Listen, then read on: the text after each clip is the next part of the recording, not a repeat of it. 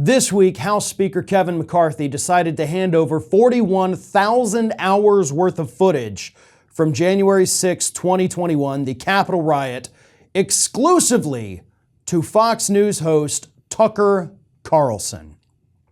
It is believed that McCarthy made this decision based on a deal that he had cut with some of the holdouts who did not want to support him as Speaker of the House. That is a rumor that has not yet been confirmed, I guess, but a lot of what took place in those backroom deals has not been confirmed or made public. So it's reasonable to think that that may have been one of the concessions McCarthy had to make. Either way, McCarthy had pledged back then that he was going to make the 41,000 hours of tape public.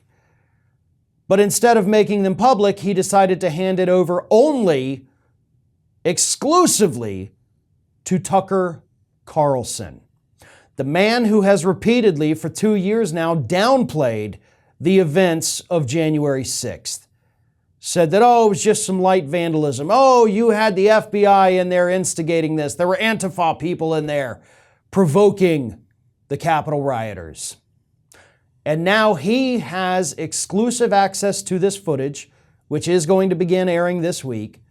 And he can take whatever pieces of that footage that he wants, because nobody else has the rest of it, and he can craft his own narrative about what actually happened that day. He can take multiple different camera angles that show people simply walking through the corridors not doing anything wrong. He can probably find hours of that with all of the different camera angles that he has. And he will be able to tell his audience, look at these, there's hours of this. There's no pushing, there's no shoving, there's no fighting. It's all a big hoax. That is the power that he has because he has the tapes and he and his team can selectively edit everything on there. That is the big danger with this. Again, we're talking about an individual who, through his top-rated cable news program, has already been casting doubt on the events of January 6th for 2 years now. And now he is the only person that has access to this tape. Or these tapes, 41,000 hours, he and his team.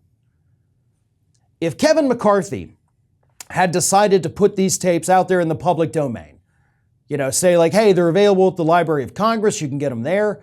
We're personally going to send copies to every major media outlet out there. It would not have been that big of a deal because everybody would have been able to go through the tapes, and if somebody tried to craft a counter narrative, the other networks, the other reporters, investigative journalists, YouTube folks, could have played the whole tape and said, aha, he cut this part off, he's a liar, shame him. But we don't have the chance to do that because only Tucker has the tapes.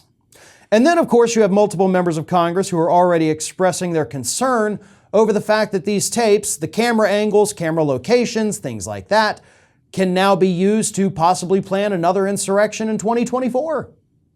That is the other danger. They're going to get to see how people escaped, how members of Congress escaped, what corridors they used, what little secret passageways may exist. And Tucker Carlson will be able to show potential insurrectionists all of that information.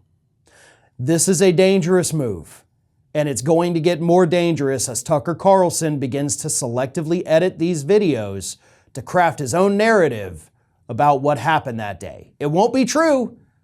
It'll all be a farce. But you can bet 2 to 3 million people will be tuning into that, and they're going to believe every word he says. This is Hattie. Hattie wants to know why you have not subscribed to our channel. You obviously like our videos, so do us a favor and subscribe.